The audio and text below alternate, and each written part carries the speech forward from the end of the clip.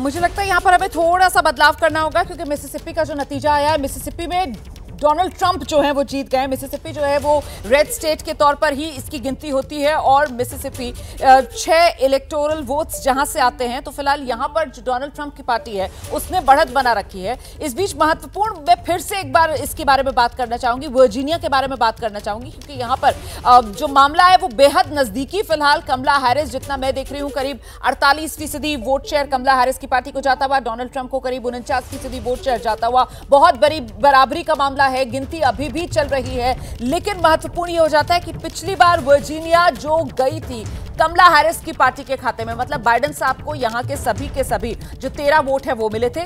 इस बार अभी वर्जीनिया में बढ़त डोनाल्ड ट्रंप ने बना रखी है, और यही वो छोटी छोटी एक तरीके से आप कह सकते हैं कि लड़ाइयां हैं इन अलग अलग राज्यों की, जो इस चुनाव को एक अलग आयाम दे रही हैं और जो नतीजों को किसी भी तरफ लेकर जा सकती हैं। विशाल, बिल्कुल, देखिए, और रोमाना, इंटरेस्टिंग बात यह है कि नॉर्थ कैरोलिना में अभी हैरिस आगे चल रही थी, लेकिन अब ट्रंप आगे हो गए हैं, यानी कि बहुत शुरुआती रुझान है, अभी और इंतजार करना होगा। और अगर हम स्विंग स्टेट्स की बात करें तो 7 में 2 स्विंग स्टेट्स में ट्रंप आगे हैं और 2 राज्यों में कमला हैरिस आगे चल रही हैं, और 3 राज्यों की गिनती अभी शुरू होना बाकी है। स्विंग स्टेट्स पर ही पूरी नजर बनी रहेगी, क्योंकि यही वो 7 राज्य हैं जो ये तय करेंगे कि अगला राष्ट्रपति कौन होगा। लेकिन फिलहाल ट्रंप ने वापसी की है। नॉर्थ कैरोलिना में ट्रंप आगे हुए हैं और यह अंतर काफी ज्यादा है फिलहाल, जो शुरुआती रुझान सामने आ रहे हैं। लेकिन मिशिगन में इस वक्त कमला हैरिस आगे चल रही हैं, और इसके अलावा पेंसिल्वेनिया में भी कमला हैरिस आगे चल रही हैं। जॉर्जिया में ट्रंप आगे चल रहे हैं और साथ ही नॉर्थ कैरोलिना में ट्रंप आगे चल रहे हैं। 3 राज्यों की गिनती अभी शुरू होना बाकी है। बिल्कुल वही डाल पात वाला हिसाब। आशीष कुमार सिंह।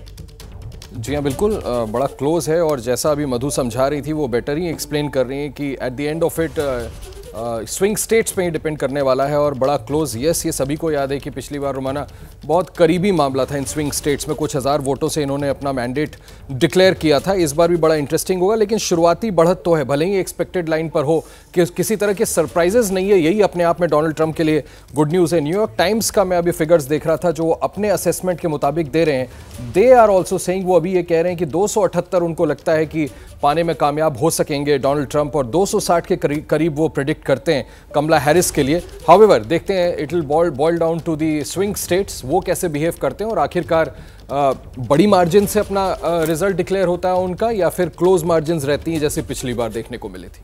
बिल्कुल, और आइए जरा सीधे रुख कर लेते हैं। हमारे साथ हमारे सहयोगी तो मौजूद हैं ही, साथ ही अब एक खास मेहमान हमारे साथ जितेंद्र कुमार ओझा जी भी जुड़ गए हैं, विदेश मामलों के जानकार हैं।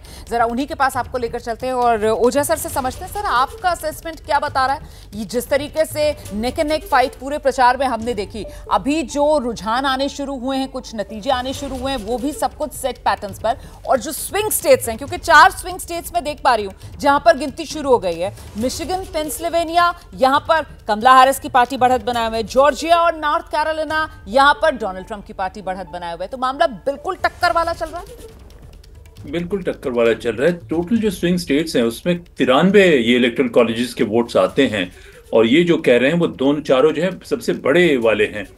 देखा जाए कि पिछले कुछ हफ्तों में ये लगा कि कमला हैरिस की कैंपेन ने छोटा सा उसमें, हल्का सा उसमें मोमेंटम कम हुआ, ये नजर आ रहा था। और बहुत से लोग थे, खास करके जो बड़े इन्फ्लुएंशियल सेक्शन से, आपको पता है कि एलन मस्क जो है वो भी उनके साथ हैं, कुछ ऐसे बड़े इन्फ्लुएंशियल सेक्शन जो है खास करके उनके कॉर्पोरेट वर्ल्ड के थे, वो अचानक जो है ट्रंप के पास आ गए, और लोगों को लगने लगा, एक दफे लग रहा था कि शायद कमला हैरिस प्रेसिडेंट बन जाए। तो उनका कहना था कि शायद अभी भी अमेरिका जो है एक कलर्ड महिला को प्रेसिडेंट बनाने के लिए तैयार नहीं है। तो ये जो सडन ये रहा है, तो अभी कह नहीं सकते हैं। लेकिन उन सभी का ये भी मानना है कि ट्रंप को लेके बहुत सारे सेक्शन को ये भी लगा कि उनको उनकी साइकोलॉजिकल स्टेबिलिटी का जहां तक सवाल है, जो लीडरशिप का, जो मैच्योरिटी का वो सवाल है, उसमें शक है। शायद कोई और कैंडिडेट होता तो मामला कुछ और हो सकता था, लेकिन बहुत सारे वजह थे। इतनी दिलचस्प है, ऐसे में मैं आगे दोबारा आपके पास आऊंगी और आपसे समझने की कोशिश करेंगे कि आखिरकार वो कौन से मुद्दे जो इस बार के राष्ट्रपति चुनाव में निर्णायक साबित होने वाले हैं।